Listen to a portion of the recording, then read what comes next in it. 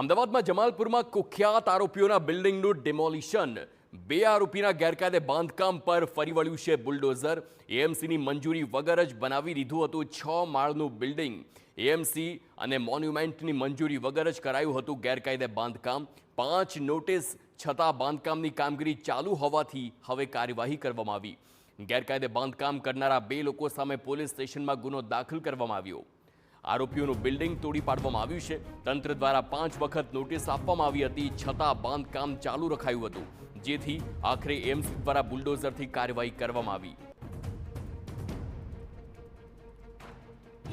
કોઈ પણ પ્રકારની પરમિશન વગર આ બાંધકામ કરેલું અને 2023 થી આ બાંધકામ ચાલુ હતું અને 6 માળનું બાંધકામ થઈ ગયું હતું અને એ બાંધકામ ઉપર વારંવાર નોટિસ આપેલી હતી અને એ ગેરકાયદેસર બાંધકામ છે એ તોડી પાડી અને આ ગેરકાયદેસર બાંધકામ કરનાર જે બિલ્ડર જે છે એમના વિરુદ્ધ ફરિયાદ આપવામાં આવતા અત્રે તૌફિકભાઈ કાદરી અને અબ્દુલ કાદર મેમણ તથા આ બિલ્ડિંગના કન્સ્ટ્રક્શન સાથે જોડાયેલા જેના નાણાકીય ઇન્વેસ્ટમેન્ટ છે એવા અન્ય કોઈ વ્યક્તિઓ જે તપાસમાં મળી આવશે તે બધા તમામ આરોપીઓ છે।